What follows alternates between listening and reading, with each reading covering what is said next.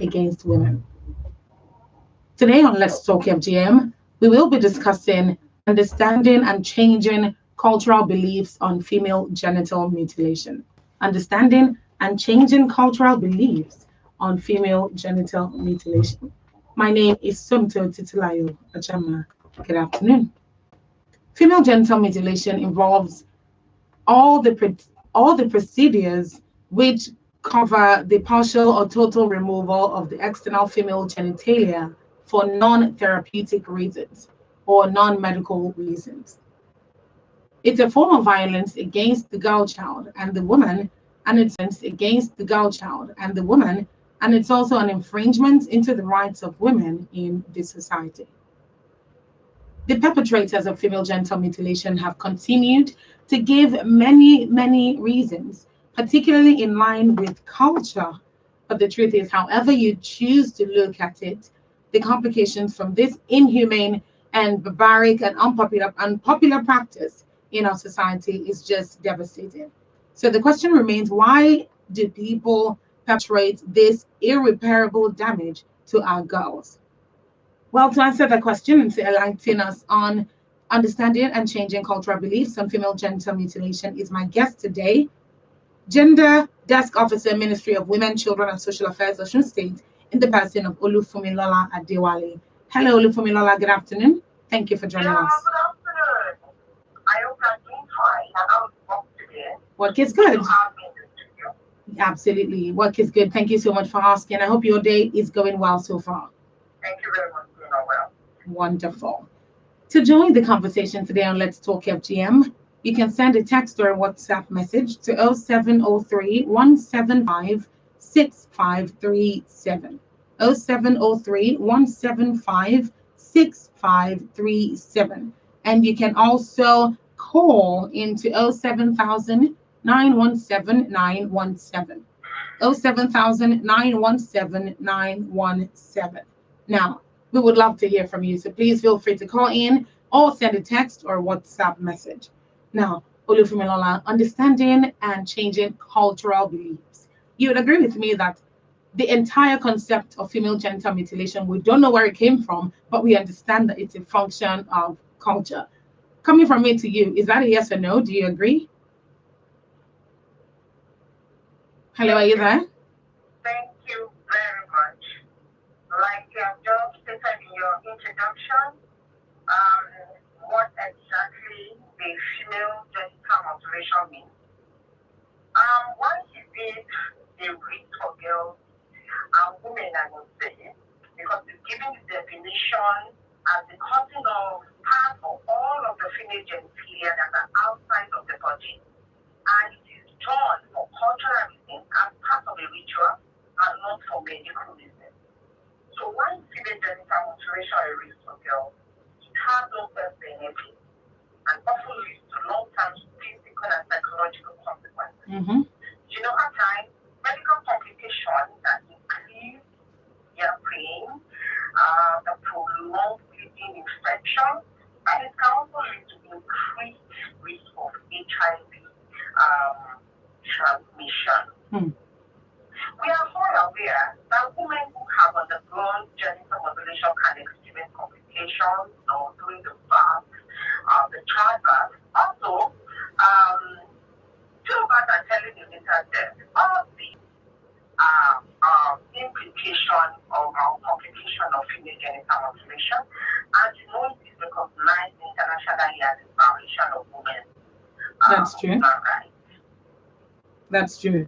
Thank you very much for that. So let's talk about the cultural aspect of things. What are some of the common myths or beliefs, or some of the common cultural beliefs surrounding female genital mutilation, particularly in rural communities?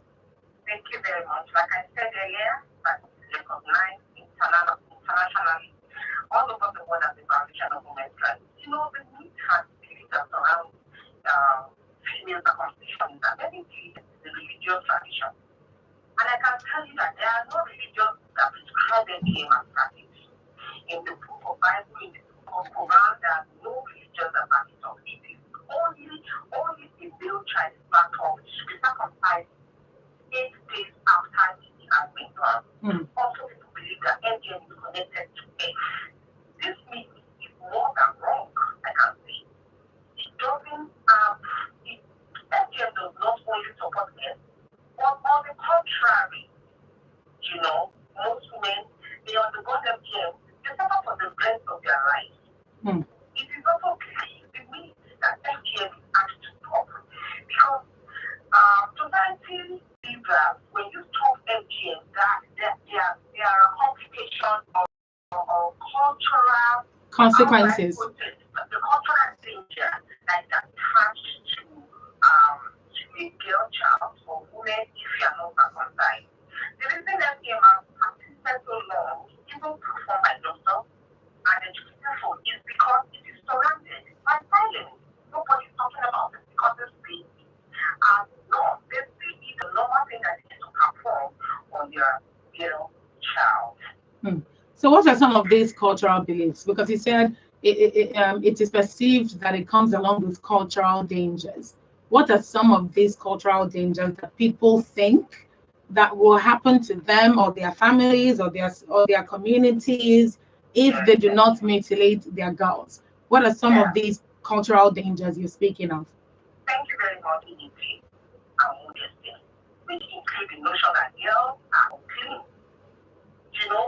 Different things, different cultural reasons for performing or practicing female circumcision. They believe that it controls women from being promiscuous. They believe it ensures virginity before marriage. They believe it is a societal favor and it will reduce the rate of wrong. They believe it's to fulfill traditional or customary requirements. So all these are attached to the cultural. Hello, are you there? Olufumlo, are you there? Hello? Yes, I can hear you. We had a network glitch there. Please go ahead. And like I said, FGM, it has consequences, the immediate and the long-term consequences. And that's just the reason because from the research of the United Nations General Assembly in 2005, it of the research that FGM has no benefit for the child. Only that you are just killing the girl child or woman. It's just a gradual thing because it kills so many things and it even affects their age negatively. You're right about that. You're very right about that. So, given all of this, I mean, if somebody sits down and they have not even one person, if a particular group of people across communities, across societies, across countries, because FGM is not just done in Nigeria, it's done internationally as well. WHO says it's done in over 30 countries of the world. So this is a much more popular practice than we actually think. But if this kind of practice that is obviously a violation is being done so popularly, is it ever possible to separate culture, which is the fundamental reason for doing this, from female genital mutilation? Thank you very much. Like I said the other time, that every child has the right to be protected from harm. Ending FGM is intended as team collaboration from all parts of the society. I sense that it has been confirmed that there is no health benefit of FGM. And there is need for us to change the cultural norm, the cultural belief that if a girl child or woman, if your girl is not circumcised, it's attached to so many consequences that may affect her in future. This cultural norm needs to be eradicated. We have so many good cultures, especially in Africa and all over the world. Like your girl, you believe it's a very good culture when you get to see you in the morning and you greet. It's a good culture when you have your girl have a very good a pleasant disposition in the society. It is the cultural for a girl to go to a husband's house to get married with all the benefits, with all the culture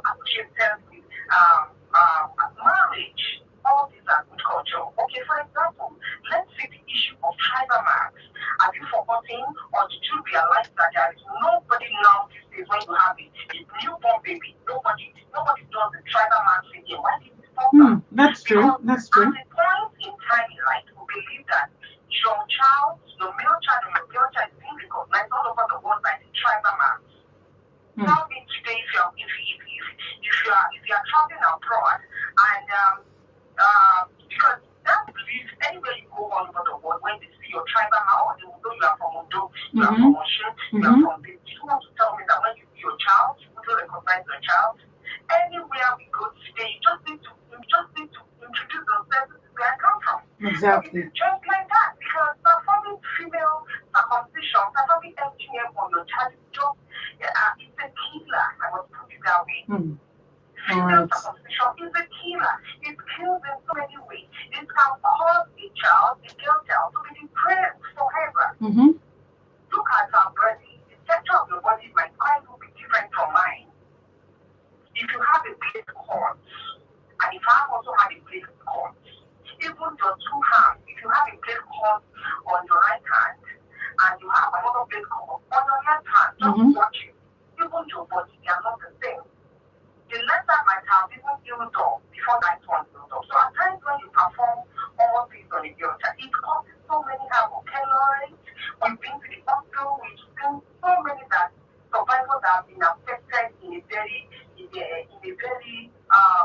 odd way that they cannot even come out to tell their story because why? They are feeling depressed already. It has already affected them, affected they have low self-esteem because they know within them that they are not like other girls out there. Okay, for example, let's look at issue of hate. Okay.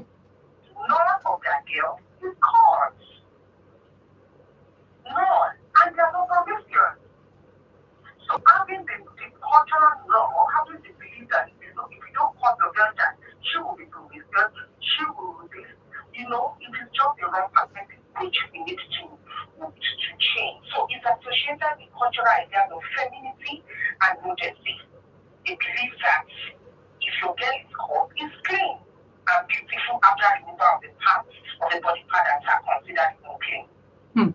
But in as much as you put it in this way now, it seems to me that FGM is more of a cultural problem than of an education problem. It seems like this is not a function of how much you know and whether you're exposed. It just seems like this is a function of people that want to uphold a certain culture because it has been passed. Like this is not a function of how much you know and whether you're exposed. It just seems like this is a function of people that want to uphold a certain culture because that's why. And even though they understand that it doesn't have any medical benefits, even though some educated people know it doesn't have any medical benefit, they still want to uphold that culture.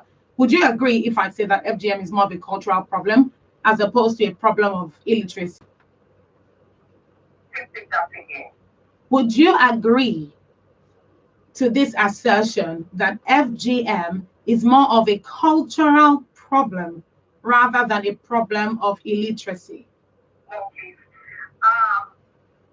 I want to speak that FGM is more of a cultural problem, to believe. Yes, but that's what I asked. I said, would you agree that it's more of a cultural problem instead of a problem of illiteracy? Okay, because you said some educated people still do it, which meaning they are literate, but they're still doing it. Let me cite an example. All right. I have a friend abroad, specifically in Ohio, USA. He listened to this program, and do you know he called me later on to research. He's a Muslim, and he was just accusing me that what kind of program are we trying to present? What are we preaching to others? That we should leave our girl child on court, we should leave our girl child on clean. And he was even trying to quote a particular verse in the Quran, which let me put it that he didn't really understand. Okay. I have to take that verse to an imam. And imam now had to explain it better that this is not exactly what the Quran means. So this is a medical doctor for God's sake in the US, Ohio. So let me tell you, it is not the problem of illiteracy. You are an illiterate if you are not aware of a particular thing. So it is not because because like an educator that you've gone to school, you've gone to the university, you're a professor can be an illiterate on a particular thing. It is more of a cultural norm which we need to change that norm. That's my belief. Absolutely. And that's just the right thing. It is more of a cultural belief that, oh, if I don't do this, this will happen. That if I don't cut my child, this will happen. Look at the other side of the northern part of the country. Yes. Or southern part of the country. In Imo state to be precise. The belief that the time that your girl child needs to be cut before she gets married or before she's even disvirgined. So they ensure that they are grown before they perform this on them. Look at the consequences. Look at the pain they are going to they go through. I'm very sure those girls will be praying to God for someone to even take them out of the pain. Unfortunately, they will not be able to because they will have brainwashed them that if you don't perform this will happen, this will happen. That is so sad. Mothers that do this to their child, it is not that they are just being wicked, it is ignorance, it is illiteracy, regardless of your education. So it's a cultural norm, and this is why they are just trying to preach it that it is harmful, it has no health benefits, rather it kills against child. So it's not cultural norm. Absolutely. I must say thank you very much for explaining that and particularly for sharing that story. Because sometimes we've had this conversation previously that education is not particularly a big factor when it comes to female genital mutilation. And you just explained that in detail. So thank you very much for that. This is still Let's Talk FGM on Women Radio 91.7. And today we're discussing understanding and changing cultural beliefs on female genital mutilation. Understanding and changing cultural beliefs on female genital mutilation. Let's Talk FGM is an initiative of Haiti Health Initiative in partnership with Women Radio 91.7 and funded by the United Nations Trust Fund to end violence against women. This is still Let's Talk FGM. Come on, ladies. We're turning it all the way up. Ladies and gentlemen, Women Talk on WFM 91.7. Mama Dora, bring your rap, Mama Dada, don't come circumcise her.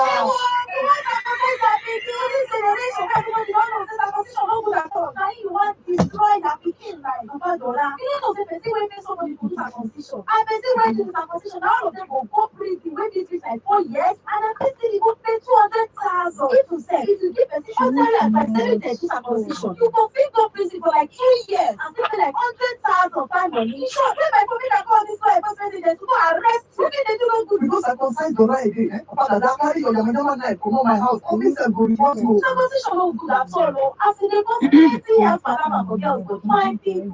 Girls, see person wey wan circumcise anything, sharply go to law enforcement person near you or make you call 08121670069. Female circumcision no good. Make we join. Sharply go to law enforcement person near you or make you call 08121670069. Female circumcision no good. Make we join hands. Stop am. That PC Health Initiative through its Stop Cause project will be funded by the United Nations Trust Fund to end violence against women. Bring on this message. 25 minutes past 2 on Women Radio 91.7, and this is still Let's Talk FGM. Today on Let's Talk FGM, we're discussing understanding and changing cultural beliefs on female genital mutilation. My name is Sunto Titilayo Ajama, and today we're talking about understanding and changing cultural beliefs on FGM. My guest is Olufumilola Adewale, Officer, Ministry of Women, Children and Social Affairs, Osun State. Hello, Olufumilola. Thank you very much for still staying with us. You're welcome. Okay. To join the conversation, if you have any questions or you have anything that any knowledge that you already have that seems to be a bit confusing, given the new information that you're getting right now on the program, then please feel free to call in. Feel free to call in for clarification. Feel free to call in to contribute. The number to call is 07000 917 917. 07000 917 917. You can also send in your text or WhatsApp messages to 0703 175 6537. 0703 175 6537. All right, I'm coming back to you now, Olufumilola. Let me ask you this. Now, you've made some very good points previously, but let me ask you this. Would trying to eliminate female genital mutilation not translate or be understood as interfering in age-old cultural traditions, such as using FGM to ensure virginity, like you said, or receive proper bride price from the most eligible man and to prevent family honor. So traditions like that will or the quest to end female genital mutilation not be perceived as trying to interfere with these old age-old cultural traditions. Thank you very much. I said earlier, I said every child has the right to be protected. You have the right of abolition. You have the right to survival. You have the right to your head. So FGM is interfering in age-old culture and tradition such as FGM. It's just what we need to educate people about it. You only need to call community or society and let them realize the complication of it. There is no way you will have a age and you'll be using the drugs for pain, the anti-pain drugs for a age. Let me tell you something. Research have shown that FGM doesn't have anything to do with your virginity. It has nothing to do with childbearing. It has nothing to do with promiscuity. So all these, we just need to sensitize our people so that they won't see it as you are changing the law, behavior, interfering in age-old culture and tradition. I think you understand what I'm trying to say. I do. Even some medical doctors don't realize that there is no need for female circumcision. Some of them, because so many people believe in everything your doctor tells you. After God is doctor for everyone. So all the relevant stakeholders needs to be put on it for continuous sensitization. Like I said earlier, I said it has nothing to do regardless of your background, your educational background.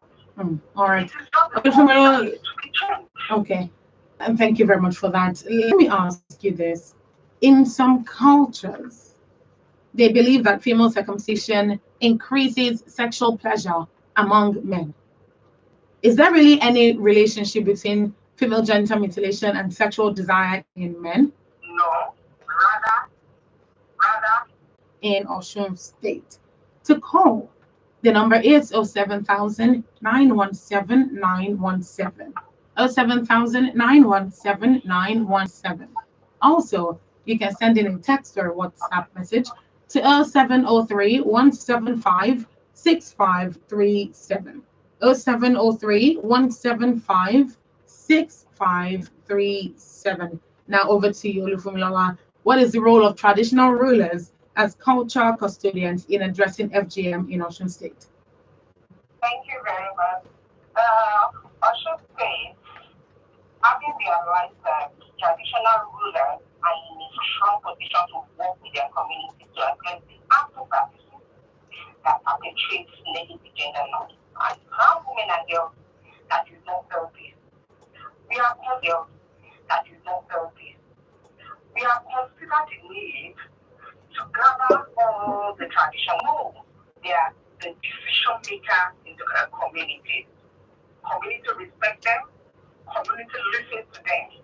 So the role of the traditional rulers are working with traditional rulers in making it crucial to ending all forms of violence against women. Their role is just to call the attention of their community. We visited so many communities, even the only of Ife preached against the practice of FGM. So their role is to ensure this practice stops in their community. And that is just our reason for connecting to the traditional rulers in Osun State. All traditional rulers in Osun are aware of the norms and the consequences, the complications of FGM. We train them, we are aware of the norms and the consequences, the complications of FGM. We train them, we made them to be aware of the immediate and the long-term consequences of it. They see the live video, they compare their girl child, they compare their wives with what we have been preaching. And they see that there is need for them to ensure that their community are free of female circumcision. So their role is just to ensure the community is free. So they call the community, they talk to all other decision makers, they call the town hall meeting, and we need to have a particular over in Ocean State for Olorunda local government. Is in this town of Dagon is one of our LGM community champions. He sends reports every time. In fact, if you are going back to take the search of prevalence in Dagon now, I am very sure from what we have before, it will have been reduced totally to if not to percent, because when the man realized that it is dangerous, that it has even affected some of our children. He said he had 3 girls and they are all victims of female genital mutilation, even to the point of death.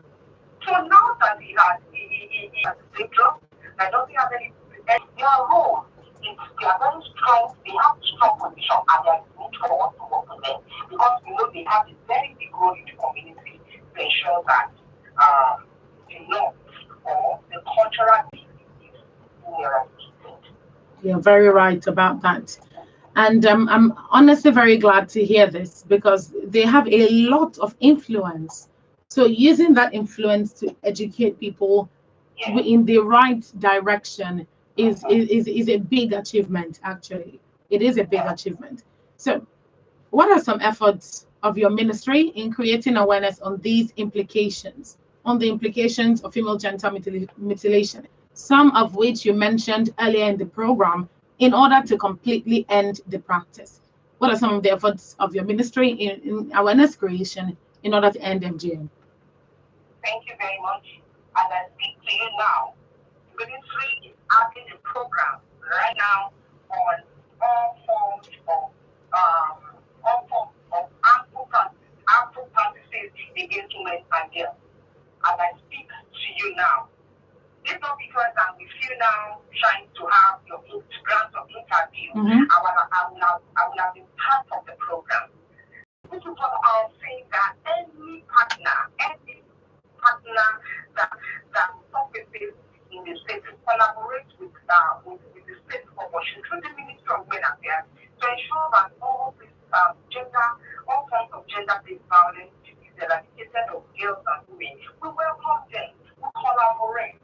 We visit schools at will. We go to school. We visit any school. And we take the assembly lecture for girls. And different programs that we have engaged in, especially when we realize that. Because at times when you have programs, they believe that it is just girls and women things. Now we realize that there is need for us to engage male. So we have programs on male engagement in ensuring total eradication of female genital mutilation. We've engaged stakeholders like mother-in-laws, we've engaged stakeholders like market women, school principals, teachers. We've ensured that teachers or schools have established trainings mainly on gender-based violence, in which we have FGM as well.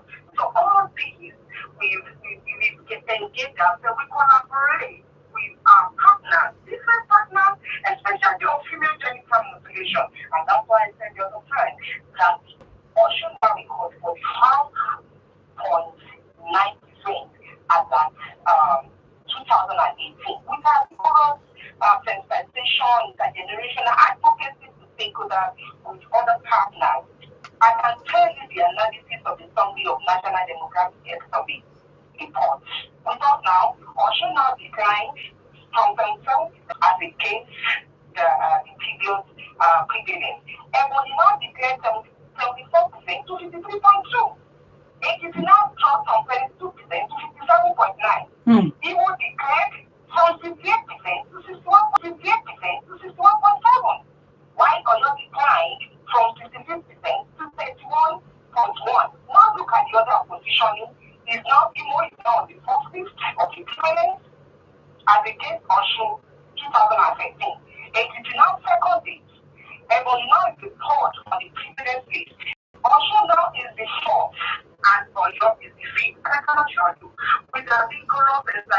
sure that gathering the stakeholders, all relevant stakeholders, and also collaborating and partnering with all international partners and all other relevant NGO that come to Osun to realize that all this will become nothing. I can assure you before 2030, Osun State is going to record 2% jubilee. That's a lot. That's a lot of high hopes there. Yeah, that's the promise. Yeah. I really like the confidence. The NDH heads, they are not even done the report for 2020 because their report is interval of 5 years. I'm giving you the report we have about 2018. Please kindly Google it. You will see it there. This is 2018 report of NDH head. I mean the National Demographic Health Survey 2018. Now, this is 2022. We are expecting another report from them. I can assure you that Osun State would have been given to, I don't know. I will make sure I make it clear when we get to the next report. I like that. I really do like that. I like that. Thank you very much, Olufunmilola. All right. Now, another thing that is very important is education in line with elimination of FGM. You mentioned earlier that we should keep creating awareness, more awareness, more sensitization. Pardon me. So, what are some ways that you have used your position as minister as gender desk officer, Ministry of Women, Children and Social Affairs in Osun State, to be able to educate parents particularly, because they're the ones who do this the most. Parents particularly, to end female genital mutilation and not claim and not do it out of disrespect for the culture, but out of love for their children. Thank you very much once again. I want to appreciate my state and my ministry to have nominated me as the gender desk officer for the state. Because with this designation, you'll be able to plan programs, you'll be able to collaborate with partners, you'll be able to design activities on any gender-related matter. And with this, I use this opportunity and leverage on this designation, not even women alone, because we know that it is mothers that perform this on their girl child. But don't forget the fact that if a man doesn't agree or give consent that the girl child, because there is nothing mother-in-law could do. As a wife, I do not like to cut my girl child. Maybe I've been educated of the complication of it. But if my husband is not convinced, or my mother-in-law or my husband is somebody that is subjective or subjective to his mother, then I will have problems. Somebody that is subjective or subjective to his mother, then I will have problems. That's true. This is just my reason to look into it and organize programs that we call male engagement in supporting the eradication of female genital mutilation in the state. So we don't engage men alone. We engage different stakeholders that we know that they are on top of this matter, and especially male husbands, brothers, imams, pastors, mainly men. We engage them and we change their mind. We convince them that it is harmful. So they go back home, tell their parents, oh, mommy, please, my wife is not going to perform this on our girl child. Then they may also have girls that have been victims of or survivors of FGM. They will be able to be the ones they will be preachers to those girls. Now, please, when you are married, ensure that you don't do this on your girl child again, and they apologize. We made them realize to the extent that they apologize to their girl child by the time upon their arrival back home. So mothers have been sensitized. Today, when you get to Osun State, just try and see anyone. This person on the street will tell you that, oh, I'll perform this on my girl child. Take out a law that prohibits female circumcision.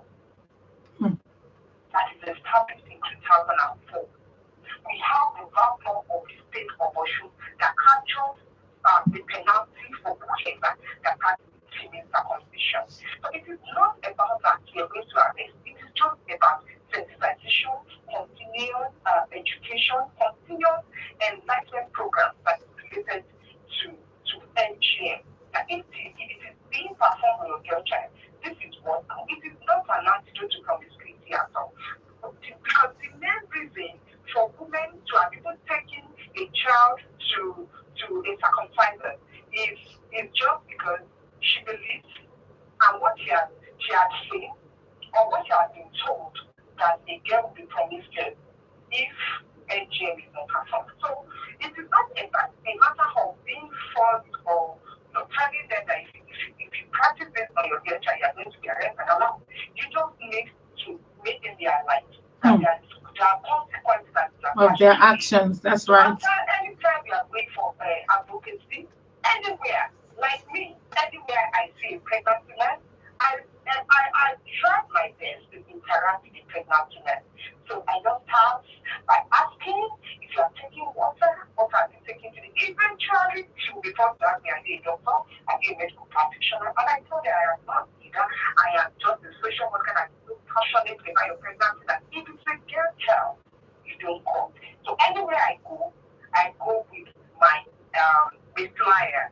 The flyers that state everything about the consequences, the ends, the medicalization, the end benefits, the complication of female genital mutilation. So only this to change their norms.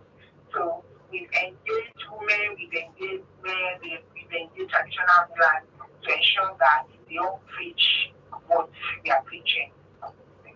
100%. 100%. I like that last line because you'd agree with me that traditional rulers really, really have a lot to do with whether their communities denounce female genital mutilation or not. So I'm very grateful. Exactly. I'm very grateful that you brought that up. As we round off, Olufumilola, do you have any final words for these negative cultural beliefs that are behind female genital mutilation and the people that believe in these beliefs? Thank you very much. I would just like to advise and to say that every practice will take intense and sustained collaboration from all parts of the society, including families, churches, mosques, and communities, including you. Wherever you go, you preach the complication of female circumcision that is human. Because don't forget, if you refuse it, if you refuse to take the word, don't forget you may have a brother that will refuse to take the word. Don't forget you may have a brother that will marry someone that is circumcised. You may have a son that will just go and bring to you later in future a girl that is survivor of female genital mutilation. So there is need for everybody to intensify efforts in collaborating with one another to ensure that this practice becomes becomes totally abandoned. Government and NGOs also need to implement policy that will enhance media, advocacy, and community dialogue. So that to help you with FGM in Nigeria especially, you're not talking about Osun State alone because don't let me deceive you. It's being practiced everywhere in Nigeria, except Ogun State that I know. Let me quickly say this. There was a time I was in community in Osun State. That's a community in Osun State. And when I started my preaching, don't forget when we are all stakeholders like imam, in case we want to see anybody that we attack on the Quran, then the imam will come in. We go with doctors in case we want to see anybody that we attack on in the health aspect, then the doctors will come in. Then in case we want to see anybody that wants to attack us in the psychological aspect of it, then we don't perform FGM, and that is why they are being promiscuous. And I have the demand. I said, ma, and I have the demand.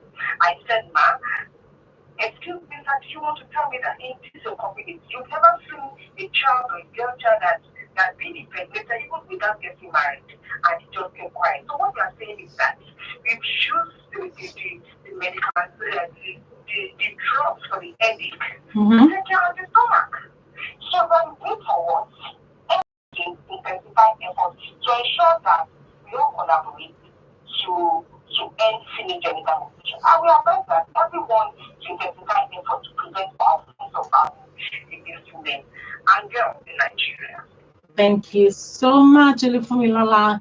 This has been a very eye-opening conversation.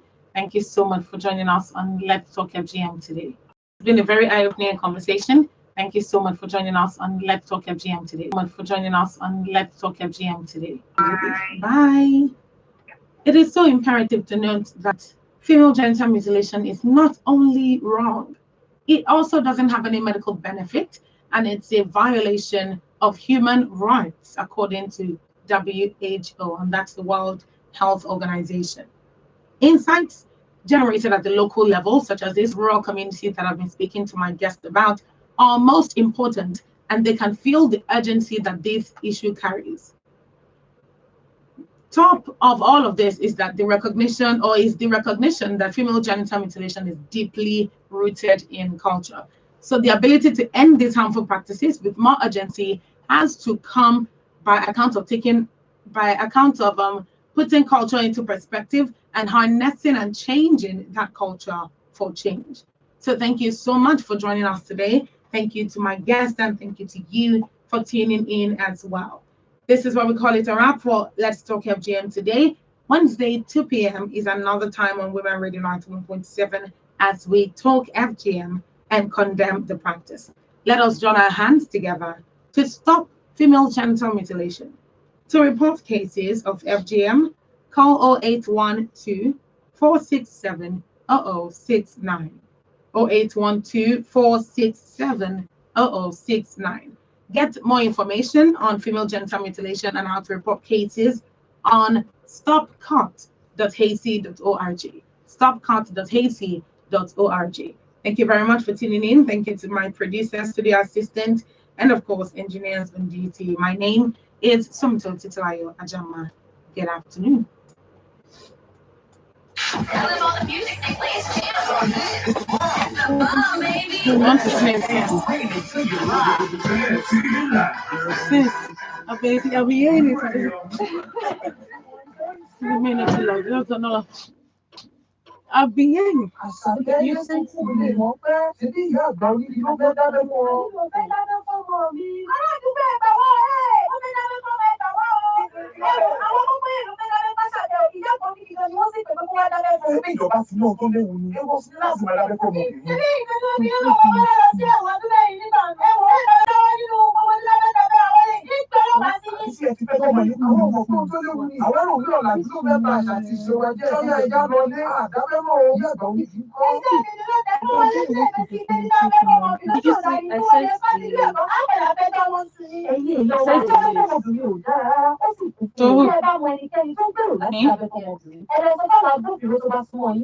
I'll use this for 6. The one I wrote for 12 rather. She couldn't use it because it didn't have that intro. So she read the one for 9 for 12 again. So I'll use the one I put together for 12. Yeah. And I'll use those for 6. Please end last one. You are listening to WFM 91.7. Yeah, Where are you